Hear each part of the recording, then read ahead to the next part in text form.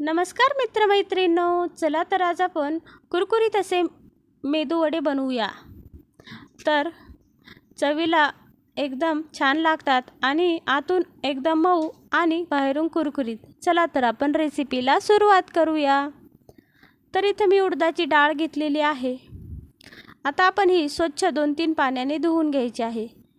तर 2-3 वेळा स्वच्छ धुवून घ्यायचे आहे। नंतर त्यात चांगलं पाणी टाकून घ्यायचं आहे आणि रात्रभर भिजत ठेवायचे आहे किंवा 5-6 तास आपण याला छान भिजत ठेवायचे आहे।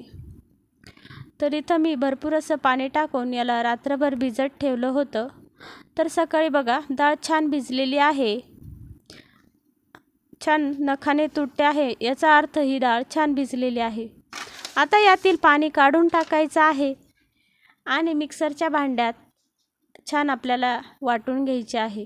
तर थोडी थोडी करून आपण मिक्सरच्या भांड्यात ही डाळ वाटून घेणार आहोत। तर बघा छान अशी मी डाळ वाटून घेतलेला आहे। तर चमचाभर पाणी टाकायचं आहे आणि छान अशी डाळ आपल्याला वाटून घ्यायची आहे। तर डाळ थोडी थोडी करूनच वाटायची आहे, म्हणजे छान वाटली जाते आणि हलकी होते। तर इथं मी सगळी डाळ थोडी करून वाटून घेणार आहे। तर बघा इथं सगळी डाळ वाटून झालेली आहे आणि खूप छान स्मूथ अशी झालेली आहे। आता आपण याला हाताने छान फेटून घ्यायचं आहे आणि हाताने फेटल्यामुळे हे मिश्रण हलकं होतं आणि आपले वडे कुरकुरीत आणि छान होतात। तर इथं मी छान मिश्रण फेटून घेतलेलं आहे। तर बघा किती छान आणि हलकं मिश्रण झालेलं आहे। तर ते कसं ओळखायचं, तर वाटीत पाणी घ्यायचं आहे आणि त्यावर हे पीठ टाकून बघायचं आहे। हे पीठ तरंगलं की समजायचं आपलं मिश्रण तयार झालेलं आहे। आता यात आपण चमचाभर जिरे टाकून घ्यायचं आहे, चवीनुसार मीठ टाकायचं आहे, बारीक कट केलेली हिरवी मिरची टाकायची आहे, कोथिंबीर टाकायची आहे। तर आपण आपल्या आवडीनुसार टाकायचं आहे, नुसते मीठ टाकून केले तरी चालतात। नंतर हे छान मिक्स करून घ्यायचं आहे आपल्याला।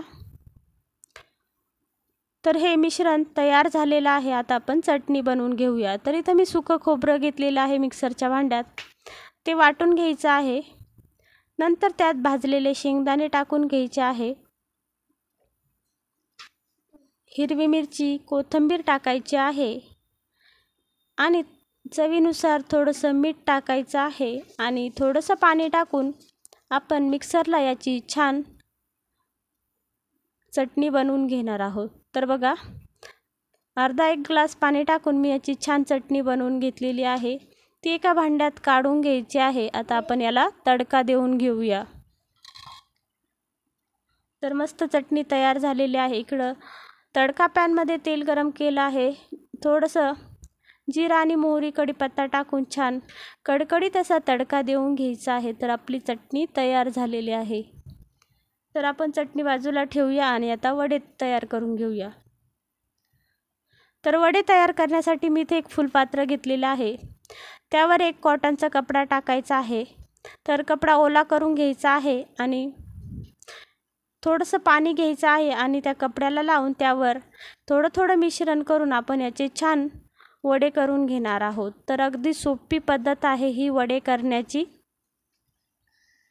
तर त्यावर थोडंसं मिश्रण ठेवायचं आहे आणि वड्याचा आकार देऊन हे तेलात सोडून घ्यायचं आहे। तर असे वडे केल्यामुळे हाताला अजिबात चटका लागत नाही आणि वडेसुद्धा पटकन बनतात, तर अलगद असे वडे सुटतात।